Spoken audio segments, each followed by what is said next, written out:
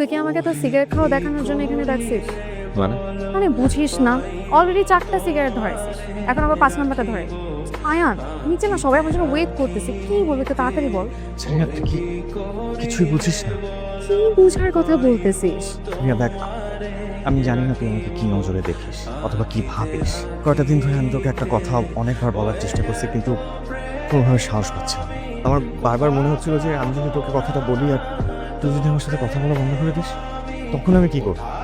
কিন্তু আজকে মনে হচ্ছে যে আমি তোকে কথাগুলো না বললে আমি দম বন্ধ হয়ে মারা যাবো। তাহলে দম বন্ধ হয়ে মারা যাওয়ার আগে কথাগুলো বলে ফেল।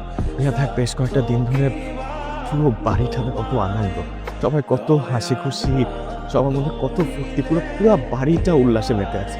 কিন্তু একটা জিনিস খেয়াল করছিস, এই এত হাসি খুশির মাঝে একটা মানুষ, একটা ছেলে, তার মুখে কোনো হাসি নেই। তুই আবার জানার চেষ্টা করছিস কেন ছেলেটার মুখে হাসি নেই? কেন ছেলেটার মধ্যে হাসিনি? কারণ ছেলেটা তোকে ভালোবাসে। এই কথাগুলো বলার জন্য আমি দিন ধরে সাহস পাচ্ছিলাম। আজকে মনে হলো যে চলেই যাচ্ছিস। প্লিজ কথাগুলো বলে মনটাকে একটু হালকা কর। মনটা হালকা হয়েছে? রিয়া, আমরা চাইলে কি এখন কিছু করা সম্ভব না? আয়ান, এই সাহসটাই না তোর কয়টা দিন আগে করা উচিত ছিল।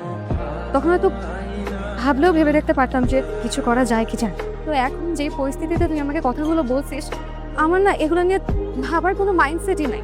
কেন মাইন্ডসেট থাকবে না? দেখ, এখন কিন্তু আমাদের অনেক সময় আছে, 24 ঘন্টা সময় আছে আমাদের হাতে। এখন আমরা চাইলে কিন্তু কিছু একটা না করতে পারি। পারি না।